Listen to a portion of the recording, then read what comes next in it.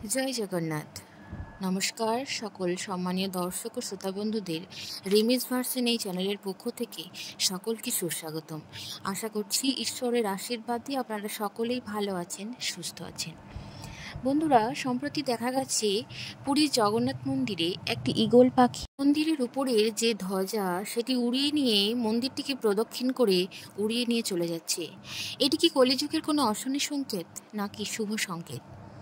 এই নিয়ে social media জুড়ে শোরগোল পেকে গেছে।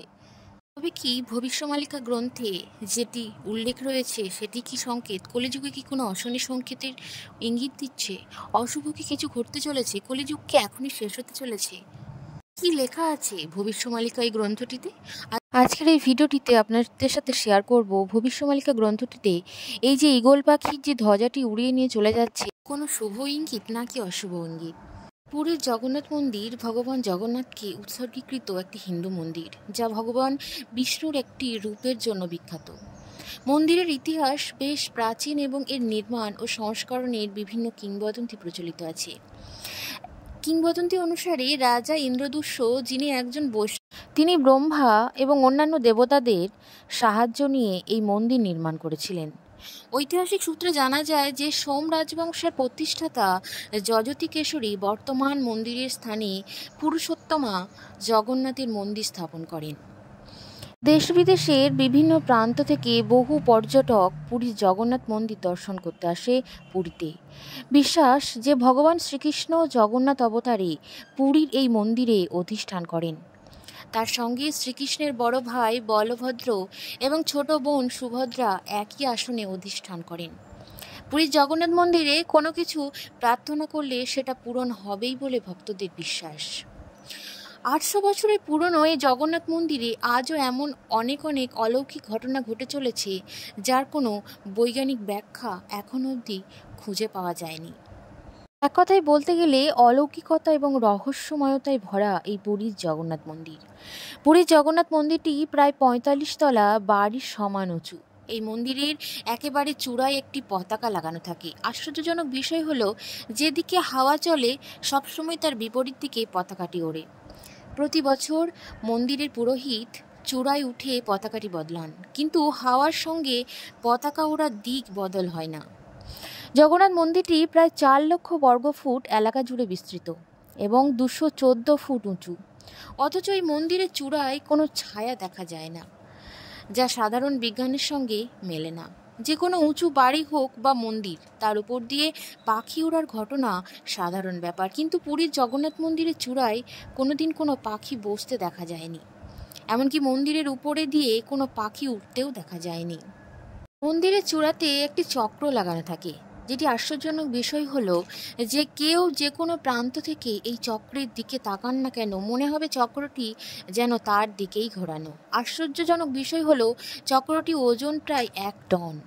12 শতকে মন্দিরটি তৈরির সময় এই চূড়াটি বসানো হয়েছিল, কিন্তু সেই সময় প্রযুক্তি বিশেষ উন্নত ছিল না, যার ফলে চূড়ার উপরে অত ভারী চক্রটি বসানো হলো তা নিয়ে সংশয়। এরকমই এমন অনেক অলৌকিক ঘটনা রয়েছে পুরীর জগন্নাথ মন্দিরে, তা আজও কোনো কারণ খুঁজে পাওয়া যায় না। এই যেমন পুরীর সমুদ্রের গর্জন কে না জানে, অনেক দূর পর্যন্ত সমুদ্রের গর্জন শোনা যায়, কিন্তু জগন্নাথ মন্দিরের ভিতর প্রবেশ করলে সমুদ্রের গর্জন বা ঢেউয়ের কোনো শব্দ শোনা যায় না।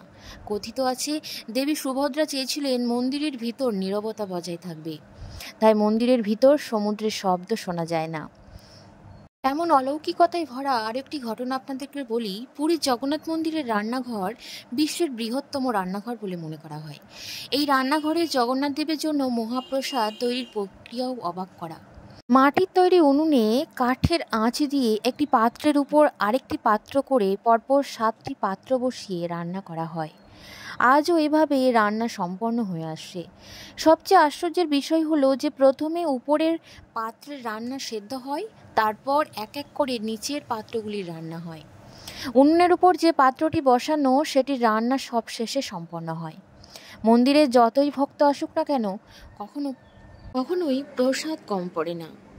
এমনই অনেক অলৌকিক ঘটনা এই পুরীর জগন্নাথ মন্দিরে ঘটে চলেছে আজও। সোশ্যাল মিডিয়ায় একটি ভিডিও ভাইরাল হয়েছে, যেটিতে দেখা যাচ্ছে একটি ঈগল পাখি জগন্নাথ মন্দিরের ধ্বজা নিয়ে উড়ে যাচ্ছে। এই ঘটনা অনেক মানুষের ঘুম কেড়ে নিয়েছে।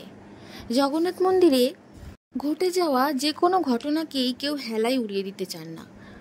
এই ঈগলের ধ্বজা নিয়ে উড়ে যাওয়ার ঘটনাটি সকলকে ভাবিয়ে তুলেছে। ভিডিওটিতে দেখা যাচ্ছে একটি ঈগল পাখি জগন্নাথ মন্দিরের পতাকার মতো দেখতে হলুদ রঙের পতাকা নিয়ে মন্দির চূড়ার চারদিকে উঠছে এবং ক্ষণিকের মধ্যেই সেখান থেকে অন্তর্ধান হয়ে যায়।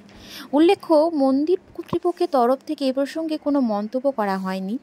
তবে কাপড়টি পতাকার অংশ না এরকম দেখতে অন্য কোনো কাপড়ের টুকরো, সে বিষয়ে এখনও কোনো স্পষ্ট জানা যায়নি। তবে জ্যোতিষবিজ্ঞানীরা এই ঘটনাকে অশুভ ইঙ্গিত দিচ্ছে। এর আগে 2020 সালে বিদ্যুৎ গর্জনে আগুন ধরে গিয়েছিল পুরীর জগন্নাথ মন্দিরের ধ্বজায়।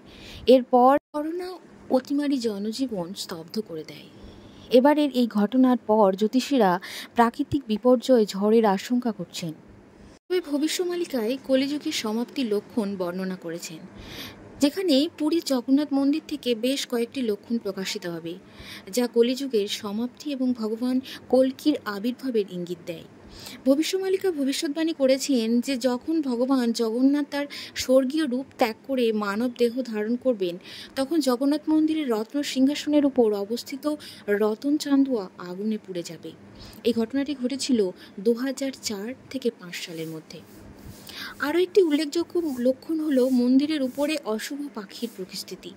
এটি লক্ষণীয় যে সাধারণত জগন্নাথ পুরী মন্দিরের উপর দিয়ে কোনো পাখি উঠতে দেখা যায় না এবং বিজ্ঞানীরা এর কারণও খুঁজে পাননি। তবে ভবিষ্যমালিকা ভবিষ্যৎবাণী করেছেন যে কলিযুগের শেষের দিকে মন্দিরের উপর দিয়ে একটি অশুভ পাখি উঠতে দেখা যাবে। আর এই ঘটনাটি 2005 সাল থেকে একাধিকবার ঘটেছে। আর এই ঘটনা আবারও ঘটতে দেখা গেল 2025 সালে। এই ভবিষ্যমালিকা গ্রন্থের ভবিষ্যৎবাণী তাহলে কি সত্য? তাতে লেখা ছিল, যবে পতাকা পতনে বাজে শঙ্খ, ঈগল ন্যায় লুপ্ত ধ্বজা ভঙ্গ, দেবালয়ে অস্থির হয় বায়ু, বিশ্বে চলিবে ক্রান্তিকালু। এই শ্লোক অনুযায়ী পতাকা পতনের সময় যদি কোনো ঈগল পাখি পবিত্র ধ্বজা বা পতাকা নিয়ে যায় এবং বাতাস অস্থির হয়ে ওঠে, তবে তা সারা বিশ্বের জন্য সংকটের পূর্বাভাস দেয়। এই ঘটনা সকল ভক্তের মনে বড় উদ্বেগ তৈরি করেছে। তবে এটা নিশ্চিত যে বিশ্বজুড়ে এক কঠিন সময়ের সূচনা হতে চলেছে। ওরা কমেন্ট বক্সে অবশ্যই জয় জগন্নাথ লিখে যাবেন। প্রভু এই বিশ্ব সংসারকে রক্ষা করুন। জয় জগন্নাথ, জয় শ্রীকৃষ্ণ। রাধে রাধে। বন্ধুরা, ভিডিওটি আজকে এখানেই সমাপ্ত করছি।